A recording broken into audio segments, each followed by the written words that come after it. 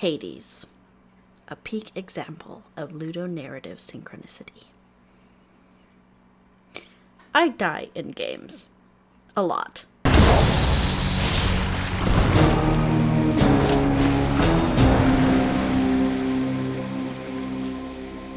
And usually that means it takes a lot longer to finish games, and then I usually get stuck in a cycle of fighting and dying until I finally hit some sort of narrative point 30 deaths later. As some can guess, this lowers my morale and motivation to finish a game, even if I know the story becomes super cool. Because if I can't reach the next part of the narrative, what's the point doing the same dungeon or boss that has nothing to do with the story repeatedly? This is why I get so excited about HADES. HADES is the 2018 game from the talented people at Supergiant Game Studios. The game's won over 50 Game of the Year awards and so many others, and it definitely deserves it. In this Greek mythology-inspired roguelike game, you play Zagreus, the son of Hades and Redacted, trying to escape the place he's called home his entire life, the underworld. Like a regular roguelike game, he must face monsters and randomized dungeons to finally reach his goal, the surface. HADES, however, has been designed well in a ludonarrative synchronative way, making it a unique Greek mythology-themed game beloved by many. You need to die to continue the plot, which creates a linear story which doesn't get interrupted by the usual death. The game has permadeath since it's a roguelike, but while having to start all over again in the dungeons, the story continues. This is a very groundbreaking technique, taking a different spin of live, die, upgrade, repeat, which is what is usual in the modern roguelike. Death isn't the only way that HADES has created a narrative mechanic. The way we're exploring the ludonarrative synchronicity in HADES will be based on how Liz Reblin-Renshaw does in the book Ludonarrative Synchronicity in the BioShock trilogy. Reblin-Renshaw separates it by theme, level design, and immersion. Before we dive into that in HADES, let's explain what academic jargon that is ludonarrative synchronicity and the history behind it. Ludonarrative dissonance was first coined by Clint Hawking, specifically in his 2007 critique of the game BioShock, arguing that the first game of the trilogy had an aesthetic distance with its narrative and gameplay based on the theme of freedom. However, the term ludonarrative dissonance is only mentioned in the title and not really explained in the critique. Though there is a lack of clear definition, the term still has been exercised in academia with other video games like the article Get Real, Narrative and Gameplay in The Last of Us by Scott Hughes that explores this ludonarrative dissonance in the popular 2013 game. However, Reblin-Renshaw argues in the book that the better term in exploring this phenomenon is ludonarrative synchronicity.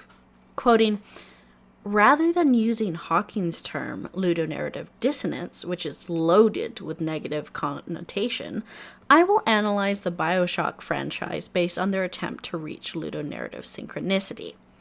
Instead of assessing whether a video game manages to successfully marry their ludic and narrative themes into a consistent and fully realized whole, ludonarrative synchronicity is designed to analyze how the ludic or gameplay and narrative themes interact, whether it's in harmony or at odds, to create a subject."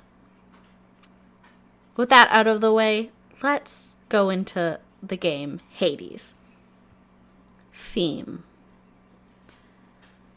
The book defines theme with John Desmond's and Peter Hawke's definition, where the main idea or the central generalization implied or stated in a work made tangible through its depictions in character, action, and imagery. There are a lot of themes in the game HADES, but the one that a lot of people find, including Jacob Greenwood in his article What Makes HADES So Special, is the theme of perseverance. Failure in Hades isn't a failure. What it becomes is a chance to explore, build relationships, and most importantly, try again. It wouldn't be far off from also finding themes that correlate with the Sisyphus theory from Albert Camus, which originates in his 1942 philosophical essay Le Mythe de Sisyphe, where Camus concludes in the essay that Sisyphus chooses to be happy, even in this crappy situation of pushing a rock up a hill only for it to fall back down. The translation of the conclusion of the essay states, "The struggle itself is enough to fill a man's heart. One must imagine Sisyphus happy." In the game, you even see Sisyphus hanging out with his now kind of new best friend, Boldy, the very rock that he had to push up and down, where nowadays he just kind of hangs out with, stating he's retired. In the game, Sisyphus ends up becoming a friend of Zagreus that also aids him throughout his journey in the underworld back to the surface, where he can share a bunch of different items, such as something for healing or money or collecting more darkness, as well as you're able to give nectar to Boldy, the rock that Sisyphus used to roll up, and you actually get a buff for that.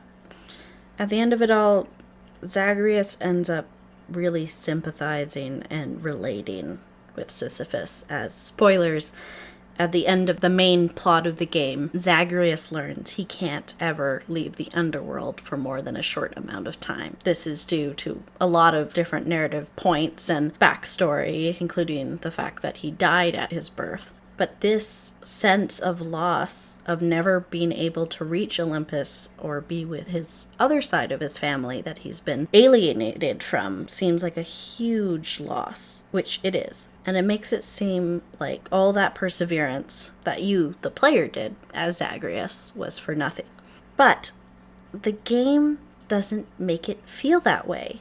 As stated before, when you fail in Hades, it doesn't punish you. Instead, Hades makes you realize that the point of all of this was the journey of repairing relationships with your family members, creating new friendships, etc., rather than the end goal, which seems very small at the end of the day. When you do die in this game, you still have the motivation to keep going. Every time you die, you literally get greeted with the friendly face of Hypnos, the god of sleep. Every time you interact with him, you go forward in the narrative. And in the House of Hades, which is where the River Styx takes you when you die, you get to talk with everybody. You get to move the plot forward by your death. With the theme of perseverance also comes the theme of relationship building. In the game, you can deepen bonds by collecting nectar or ambrosia, which you can find in the underworld while you do your run. With nectar or ambrosia, you strengthen the bonds you create with the different characters in the game, including the Olympians that help you on your journey, the different people in the House of Hades, and some people that are trying to stop you, or even further, creating a romantic relationship with some of the characters. This isn't just to further the narrative and figure out more about a character. This can actually be very useful in the game mechanics in battles. Each character has a bunch of hearts where you can see in a part of the menu to see how many unlocked hearts you have of these characters. If you create a bond strong enough with a character, they can give you a keepsake. A very cute, small, either token or toy of some sort. These are really useful in battle, including Medusa's keepsake, where she ends up helping you if you're on the run.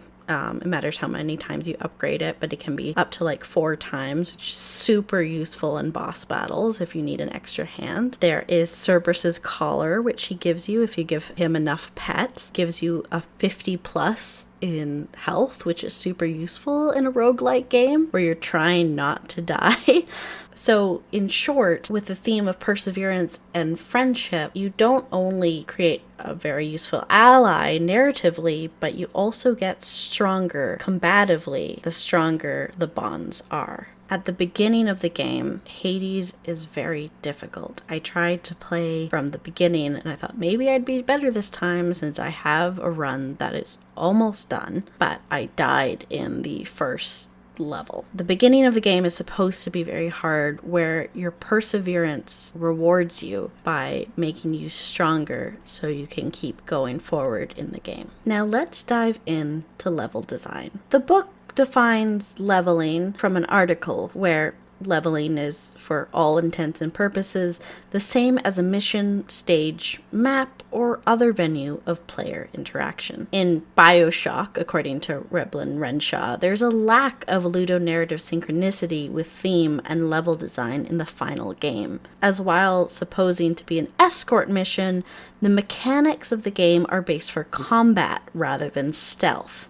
In Hades, all of the levels are based on the actual levels in the underworld. First, you start in Tartarus, which has 14 chambers, where each creature looks like something that would come from Tartarus, including the wretched thugs, wretched witches, wretched louts, wretched pests, numbskulls, skullamat, etc. The final boss of Tartarus is the Furies, the three sisters. This includes one of your love interests, Megara, as well as her sister, Alecto, and the final one, Tisiphone.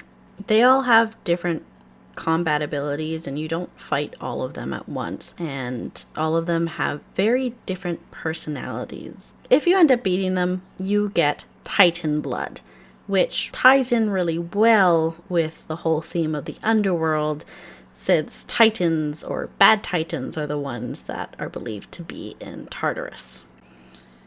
As stated before, the special place in Tartarus where you can take a spot of refuge is with Sisyphus and Boldy. The next place after you defeat the Furies, you end up in your next level, Asphodel. Asphodel has 10 chambers, and if you look around, you can see that the fields of Asphodel has now become flooded with a fiery river. The game all of a sudden doesn't have barriers of where you can walk. However, if you do walk on the fiery lake part, you do start losing health, which does add another challenge to the game that is separate from just the regular traps. The special place for Asphodel is with Eurydice. Some might remember the myth of Orpheus and Eurydice, but you just find Eurydice. She offers different pomegranates or different pomegranate ointments or food of some sort that levels up your different boons and abilities from the different Olympian gods. The boss of the Fields of Asphodel is the Lernaean Hydra, who was originally beat by Hercules when it was living,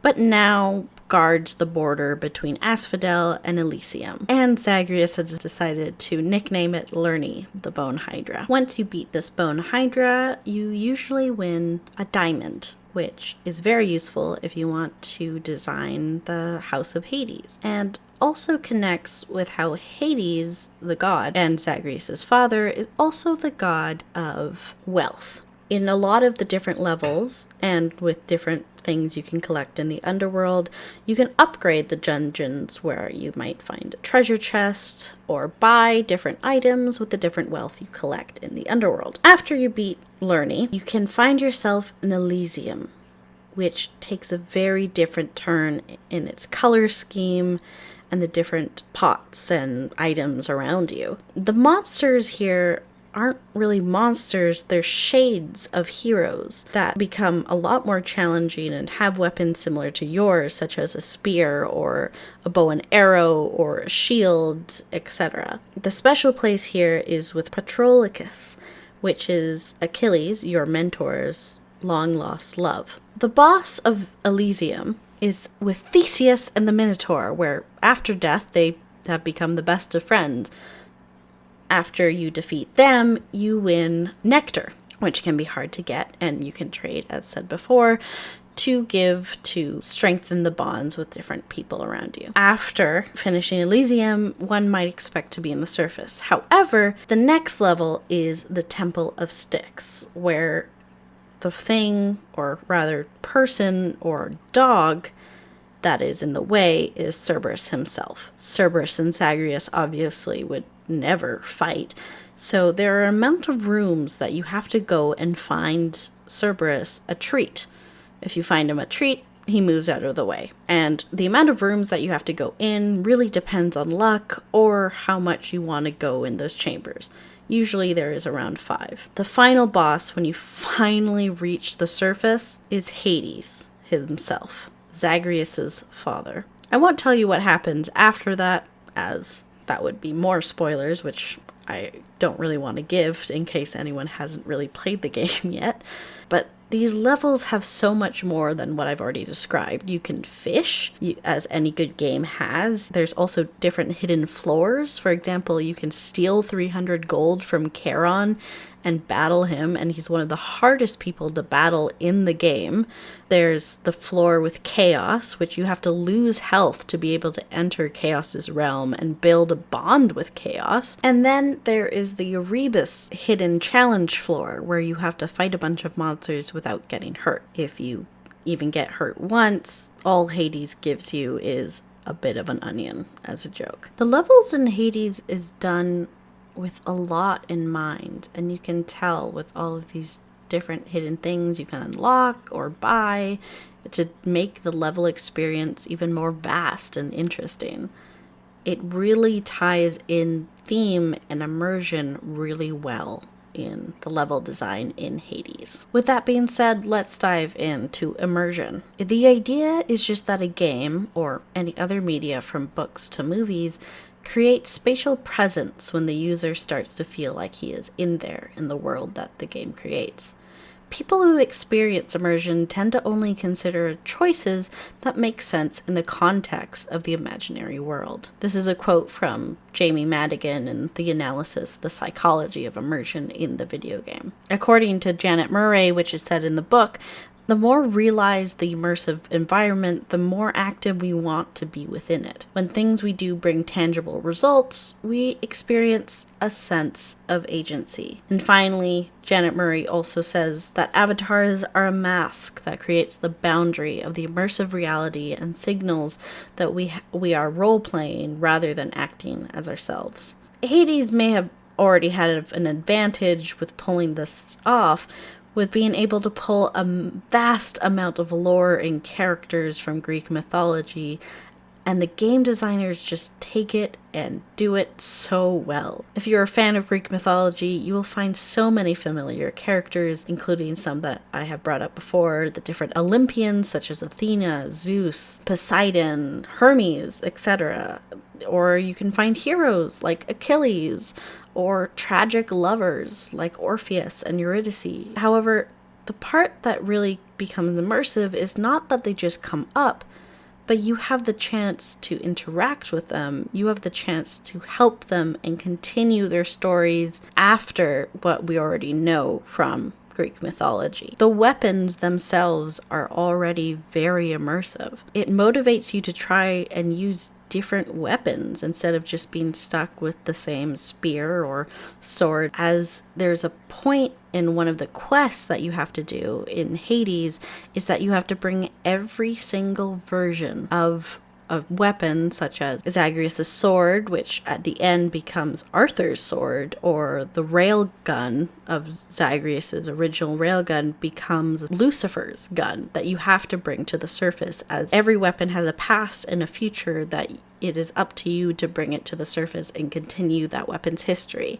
This is an opportunity to use the different mechanics presented to you. Sometimes the game even has rewards if you used a different weapon, such as gaining more darkness during a run. As stated before, a really important part of immersion is agency. While the game isn't a choice-based game, you still do have choices in the mechanics and even some of the narrative. You have to put yourself in Zagreus' shoes to strategize how to fight, what to choose even, whether that is to be choosing who to give ambrosia to, who to strengthen your bond with, what reward from a dungeon which basically means you choose which chamber to go in, or what weapon to pick, what god's boon to choose, as sometimes it's split between two gods, get a consequence from not choosing a certain god, etc. There is, of course, also the agency of you choosing if you want to go in a romantic relationship, but that's not really the point of